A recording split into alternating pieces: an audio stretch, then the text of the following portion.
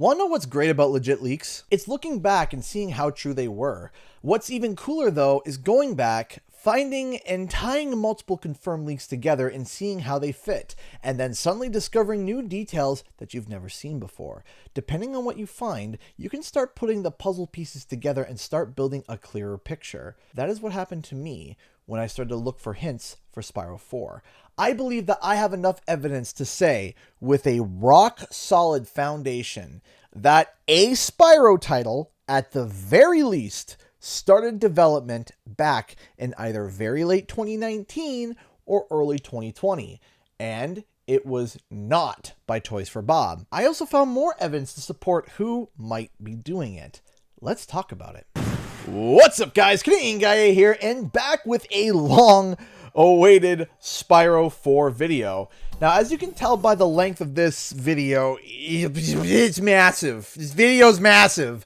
I have been researching this topic for so long and finally found the missing puzzle piece to finish it. But it has been months since I found anything substantial. The last big find being the copyrights for Spyro being set up. But beyond that, based on what I can verifiably report, there is nothing new that I could share. I have been looking every single week to see if there was anything to report about, and I could not find anything. So I decided to take a look at some old leaks dating back all the way to 2020, just to see if I missed something, if I missed even a little detail that opens everything up in a purple scale themed epiphany, a connection that would lead me down a path to find more information and to bring something forward that seems solid. And that moment actually happened. It turns out a picture has been staring at us the whole time, but I had to look at multiple leaks from multiple places from different years using deductive reasoning and process of elimination. So strap in, it's a long one. Let me begin with the first leak that we need to look at. Let's go back to March 2020. It was not a fun time for any of us at that point. This was when the pandemic really started its big swing. We were stuck at home with lockdowns, shutdowns, stay-at-home orders, and whatever flavor you want to call it. But during that, a leaker that I mentioned a number of times in previous videos popped up and dropped quite possibly some of the most revealing information about Activision's projects quite possibly ever. The gaming revolution. Now, this was his second account, as his first one was killed off by, well, you guessed it, Activision. On his second account, he dropped a number of tweets about Activision's upcoming projects. Today, we're going to use 3 of those tweets along with 2 supporting comments from the gaming revolution. Here is the first tweet. Some Activision games in the works. Tony Hawk Pro Skater Remastered, Call of Duty 2020, codename Zeus, Modern Warfare 2 Remastered, a free-to-play COD game, a PvP Crash game, Crash Bandicoot Wrath of Cortex Remastered. Now let me follow this tweet up with 2 supporting comments. When this leak came out, we actually said directly to the gaming revolution that Wrath of Cortex Remastered did not seem right and asked if he could look into it again. He actually corrected his statement with 2 follow-up tweets explaining that because the game was called Crash Bandicoot 4 and Wrath of Cortex was seen as Crash Bandicoot 4, he assumed that that meant Wrath of Cortex was being remastered, but clarified that he jumped the gun and it seemed to be a brand new Crash title. Now, every single thing that he said here was 100% correct and nailed perfectly, but more than you might even initially think. Tony Hawk Remastered, Call of Duty, both a mainline title and a remaster of Modern Warfare 2's campaign, and Crash Bandicoot 4 was nailed right on the head. And then, even beyond what we expected, the gaming revolution even leaked Wumpa League, which is the Crash PvP game that he mentioned. At that time, no one would have guessed that Crash Bandicoot was getting a PvP title. And remember, this was before we even knew of a follow-up Crash game was happening after CTR. In fact, I was almost certain that he was getting mixed up with something else, but he didn't stop there. Let's take a look at tweet number 2. The Crash PvP game is still in its early days and is expected to release in 2021, although could change. It will also be available on console, PC, and mobile. Now, here is where my mind was blown. Take a look at this leak back in September 2021. If you are unaware, this was the initial production schedule that was made for Crash Bandicoot 4 It's About Time and Wumpa League that was leaked by a previous employee, with Wumpa League being called Project Lava. As you can see, the slated release date was right bang on the money with what Gaming Revolution had said. The game was originally slated to release at the end of 2021. Need I remind you, the Gaming Revolution said this in March of 2020. Now, it's irrelevant if you believe if Wumpa League is still coming or not. The fact that he knew that Wumpa League was even in development to begin with, along with a correct initial release date, blows my mind. Gaming Revolution nailed these leaks. So why am I talking about Gaming Revolution again? Well, remember how I said there were 3 tweets? Well, here's the third one. Still in March 2020, Gaming Revolution said a new Spyro game is in the works. Stop and think for a second. If the Gaming Revolution was right about everything that he said thus far, right down to not only the games that were in development, but to include very specific details that all turned out to be correct, like the fact that Tony Hawk's game was going to be a remake, or Modern Warfare 2 would be getting a remaster, or even nailing the genre and initial release date of Wumpa League. Why would he nail every title on the head, including the correct details, and then be completely wrong about the Spyro post? It does not make sense. And to add even more fuel to this fire, after he made these leaks, and specifically after the Spyro tweet, a couple of days later, Activision shut his entire account down again, meaning that the account was hit with likely a cease and desist, and that only happens if someone is spreading company secrets that are verifiably true. So the only conclusion is, well, as of March 2020, there was, in fact, a Spyro title in development. But here is where things begin to get more intriguing. If we look at Toys for Bob's leaked production schedule from 2021, we can see that they were booked from August 2019 till fall 2021. And in March 2020, which was the month of Gaming Revolution's leaks, they had their hands completely full with Crash 4 and Wumpa League, especially since Crash 4 would have been entering its alpha stage at this point. So what does this mean? Well, if what Gaming Revolution said is true, that means that a new Spyro was in development in 2020, but it would be impossible for it to be Toys for Bob, especially at their scope and size, to also be leading a third title, which means there was a Spyro title that was considered to be in development at some point in time, but not in the hands of Toys for Bob.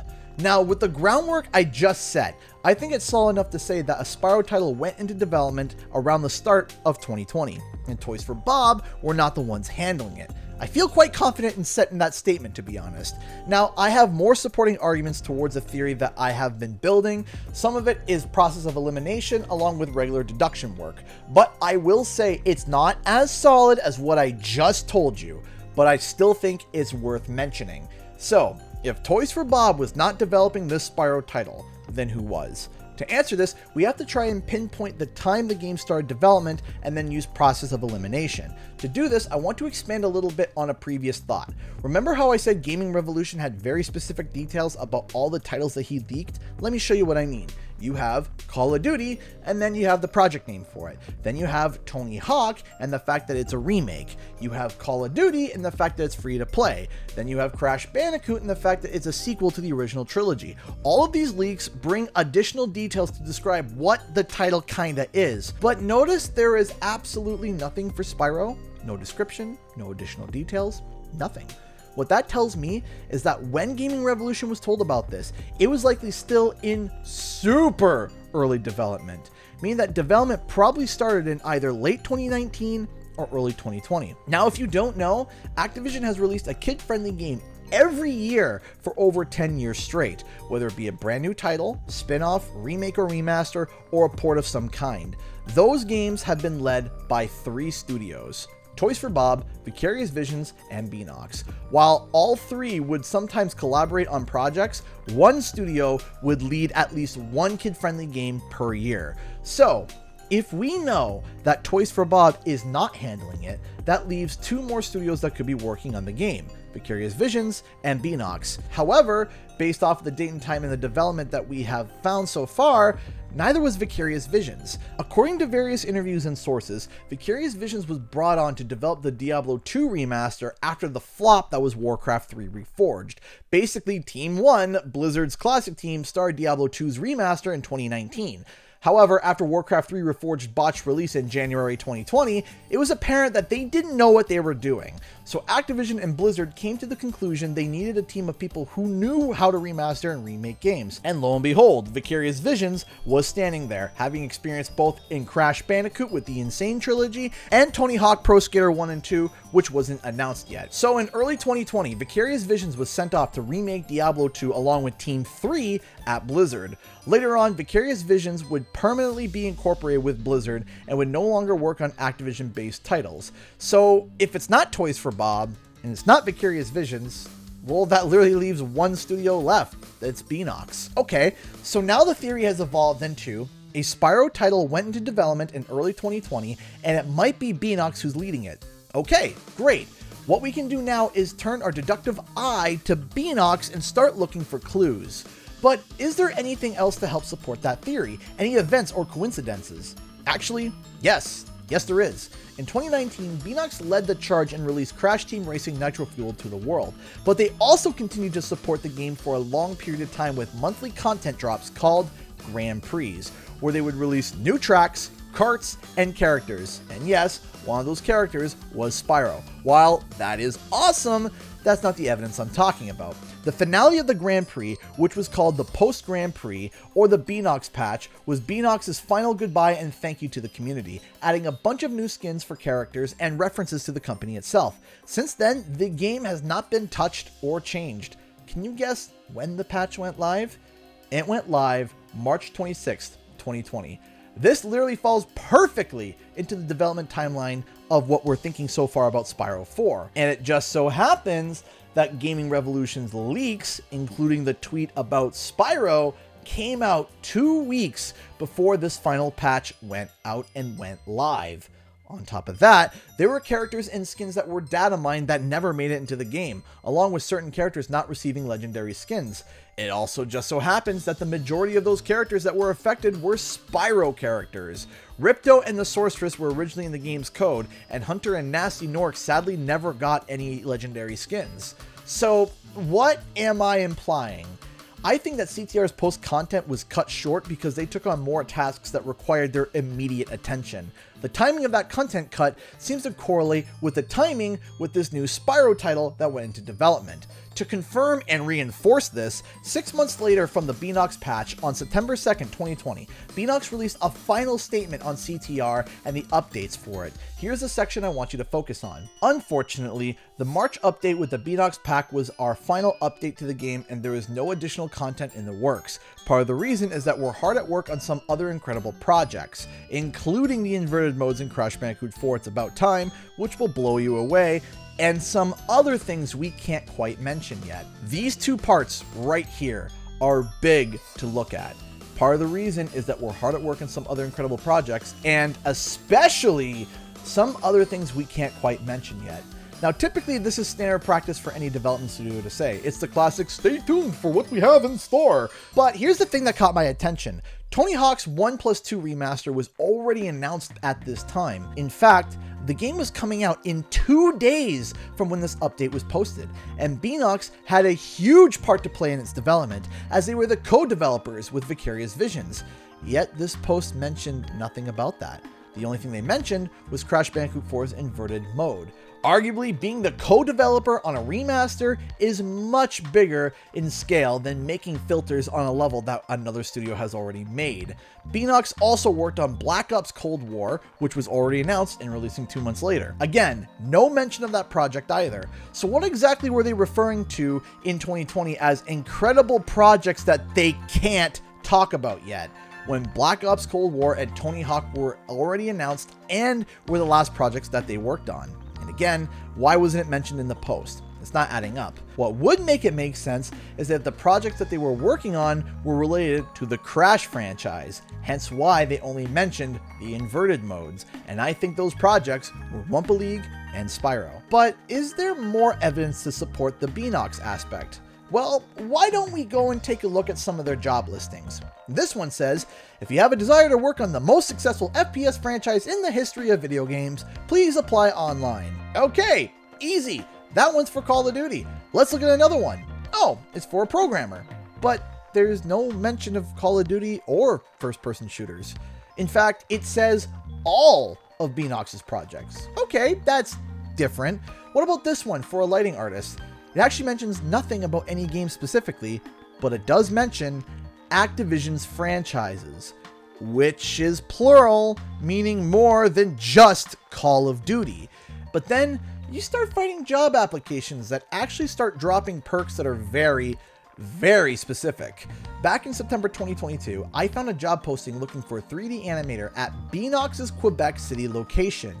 In that posting, it said, work with designers, programmers, and artists to create quality animations that respect the established style and vision.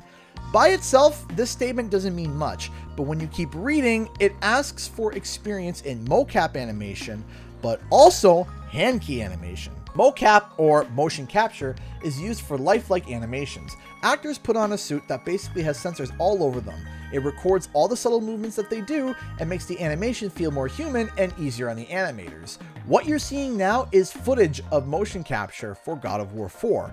Hand key animation, however, is more like your typical 3D animations, where keyframes are used for posing the model and are manually placed. Of course, both Crash and Spyro use this hand key animation technique.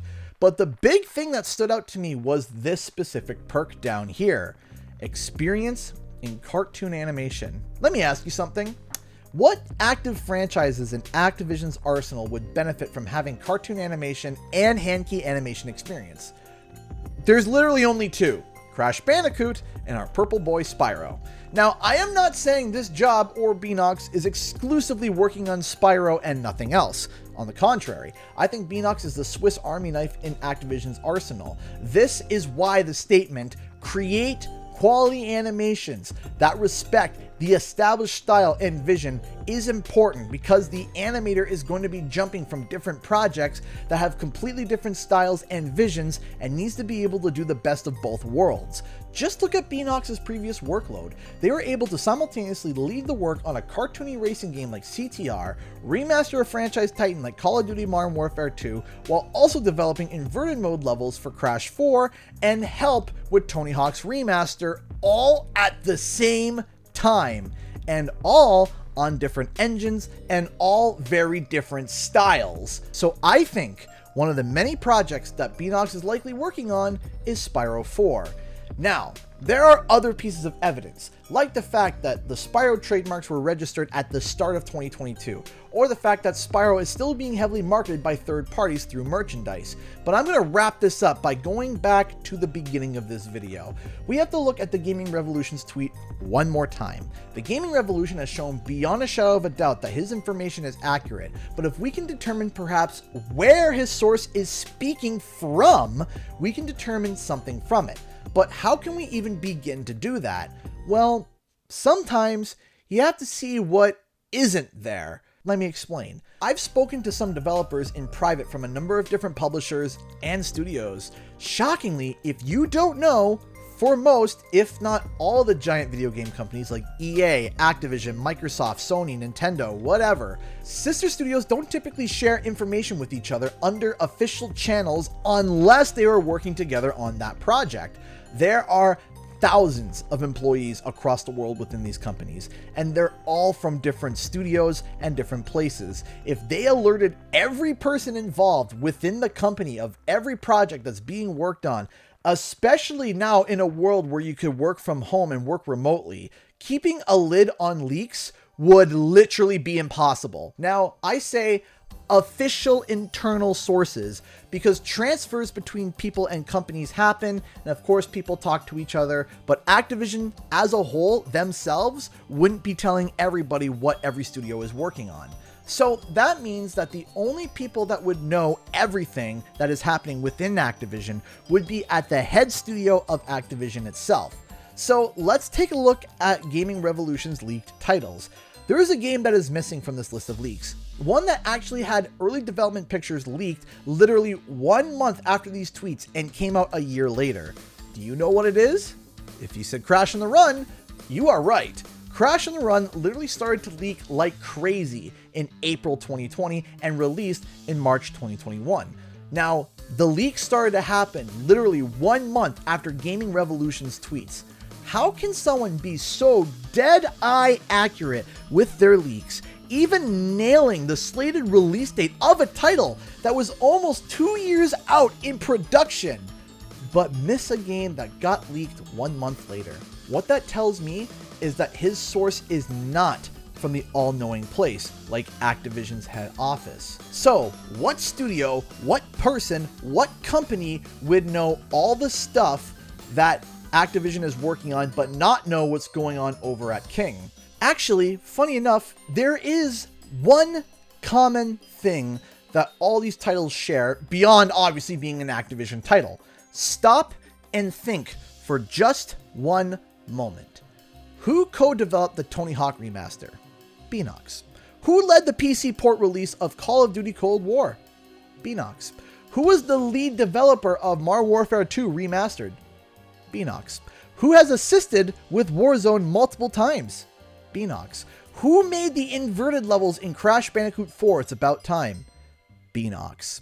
Every title that this leak mentioned that has been publicly announced has had help from Beenox in some way, shape, or form. Do you know what they didn't touch? Crash on the Run. The reason Crash on the Run wasn't mentioned was because the Beenox source didn't know it existed because they were not working on it, because sister studios don't talk to each other unless they are working together. Therefore, I think the Gaming Revolution source is sourcing their information from Beenox's workload, Activision's Swiss Army knife. And if that is the case, that would mean that the source would know if a Spyro game would be in development at Beenox, because they would be the ones probably working on it. I actually have more that I could talk about, but this video is already too long and my additional information is not quite as concrete in comparison to what I just told you. If you want to hear more about them though, and if you want me to expand more, comment below and let me know.